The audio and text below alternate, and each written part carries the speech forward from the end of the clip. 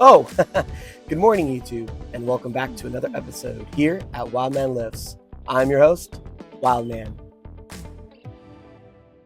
Now, if you've been paying attention at all to our Training the Carnivore series, you'll see that Frank has completed week 1, 5 rep max during the 5-3-1 strength training program in giant set format.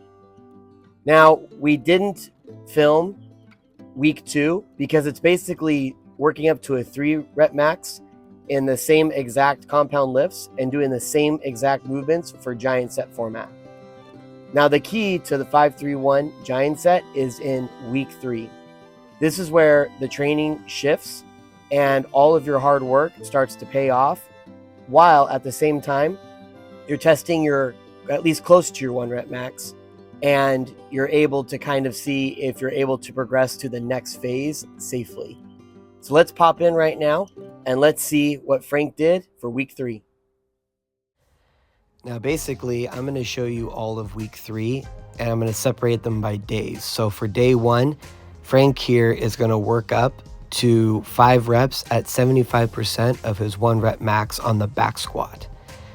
Now, this is not his true 5 rep max, obviously, but this is the percentage we're going to use as we're building up to that 1 working rep max at the end. And then we're going to do a 3 rep max at 85%, as both of his buddies in the back are too busy talking about lats and shoulder stuff instead of actually working out. And one guy apparently lost his sleeves.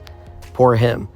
Well, I'm glad that Frank changed the angle here. So now he's going to try to get 1 rep for sure at 95%, but maybe hopefully 1 more. But he says he wasn't really feeling it after this rep, so he just put it back, and that was good enough for that day. Now for day 2, we were actually at my house in the bullpen working out. And Frank, this is the first time he's ever worked out in the bullpen, so he was excited. And we're essentially doing the same thing we're doing on back squat day. We're just going to work up to a 5 reps on our top sets. And then from there, we're going to switch over and do our 3 reps as well. And then our 1 working rep max at the very top of this. And hopefully trying to get 1 more and squeeze out 1 more rep at the very end. And this is what separates the 5-3-1 structure as a total and kind of comes full circle. So it's pretty cool that this program does that because it makes it easier to program for clients. Now here's the top set for the day, 250 pounds. Let's listen in. Oh, it's good. Come on. 1 more. Come on! Yeah! Woo-hoo-hoo-hoo. It works. Yeah, buddy. So that's the way it's supposed to work. So for day 3, we're doing the exact same thing. We're doing the 5-3-1 rep format, and we're trying to get that when we get to the top, we want to do 1 rep for sure, but we're also trying to push for that 2nd rep. And if we can, then that just means we're ahead of schedule. Now for the deadlifts, we're actually going to start using straps instead. Frank has expressed his desire to use straps instead of doing mixed grip, and that might set him back a cycle, but that's okay because it just takes a different kind of movement pattern to get used to because you're starting from the bottom instead of at the top. Now Frank was feeling a little sluggish this day from hitting 2 reps on that bench press max, so he at least hit it for 1 on the deadlift today, and that was good enough for that day. And then for day 4, we did the push press, and this is also a new movement pattern for Frank because we just switched him over to the push press the last time we did 5x5. And so this was going to be a different movement, but he's gotten used to the movement pattern already. Now it's going to be introducing a 1 rep max style and testing it more frequently. So Frank's biggest thing here is since his elbows are so low, he has to learn how to use his legs and get it up overhead. And since he doesn't have bench press to keep it up in the air like that and stabilize it, he's forced to use his core and his shoulder stability in order to maintain that weight above his head. And the only thing I had to critique Frank on as he hits 2 reps at 95%, which is awesome, is to poke his head through.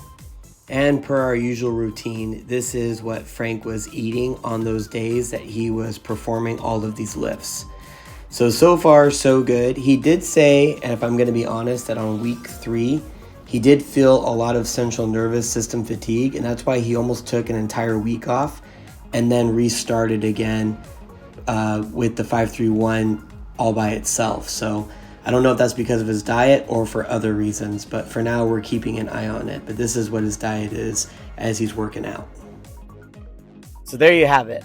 That's the difference, and that's kind of the key point in 5-3-1 training is on week 3. Your top 3 sets are in 5 reps, 3 reps, and then 1 rep. And hopefully you get a little bit more on those reps and you're able to push out a second or even a third one. Now Frank's going to deload for week 4, and then he's going to start his sets all over again. But this time, instead of doing 5-3-1 at the end of the cycle, he's going to do his 1 rep maxes and test without having to work up to any other percentages or numeric formats in between. Will the carnivore diet be able to uphold his nutritional and energy levels and muscular endurance for him to hit a new PR? We'll have to find out.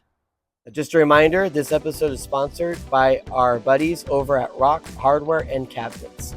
And I'll leave the links in the description so that you can check out their website and their YouTube page. And we're very grateful for their support. Now I'm going to get back to enjoying nature with my avocado tree, my lemon trees, and my kumquat trees. And I'm going to continue to read the notes that I've taken over the course of my life in developing strength programs. I'll see you next time. Thank you.